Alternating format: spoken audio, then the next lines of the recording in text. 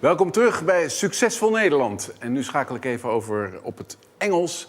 Want we hebben namelijk een internationale gast. De ambassadeur van Kazachstan, Mr. Magzhan Ilyassov. Welcome, Mr. Ilyassov. We're very proud that you're here in our program. The economy of Kazakhstan was flourishing the past decade, mostly thanks to the impressive oil industry. The country has had an annual growth of nearly 10%, 6 to 10%, until 2014. How important are the relations between the Netherlands and Kazakhstan?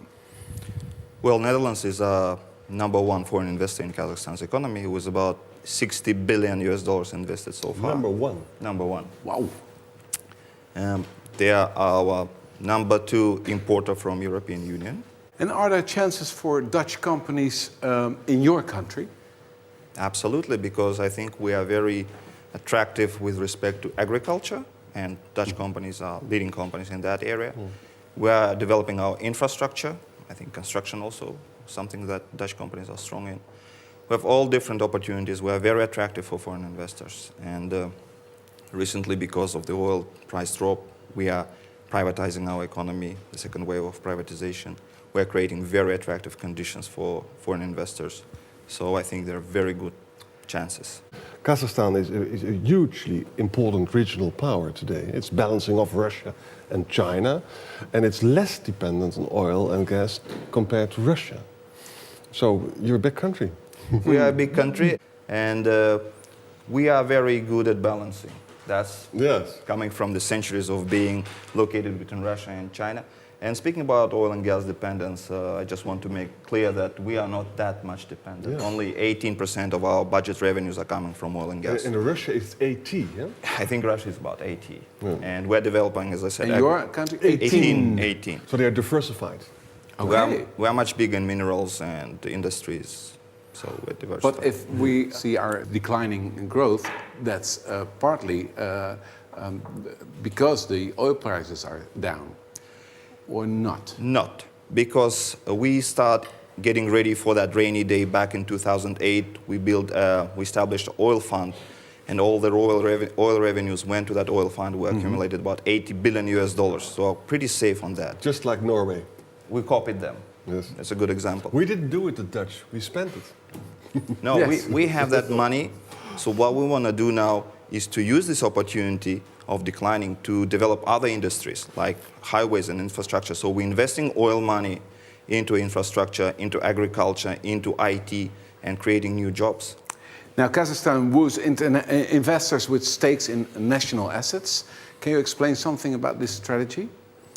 No, the investors that would come to work in Kazakhstan, they are very free of bringing in as much money they want, and they're very free to get as much money they want from Kazakhstan when they earn it. We have very good conditions, as I said. They will be tax-free for 10 years from corporate income tax, from property tax, from land tax, and when they start their production in Kazakhstan, for example, they will get 30% of the investments back immediately. Okay. 2017 will be a very important year for you, because you're the host of the World Expo 2017. Exactly. How important is that for you? It is important for the country, but I think it is also important for the world. Please mind that it is an oil and gas producing country that is hosting an expo on future alternative energy. It's a little bit strange, but because we want to be not dependent on oil and gas, that's why we're hosting this exhibition. And it's about alternative energy, sustainable development, and I think Netherlands would be very well presented, because they're really good at alternatives and sustainable development. There will be a national pavilion, and on the 22nd of June, 2017, there will be the Dutch Day, so everyone is welcome to come and visit. Arjan? We will come. Let's go. We will come. How do you see the relationship between Russia and your country in the future?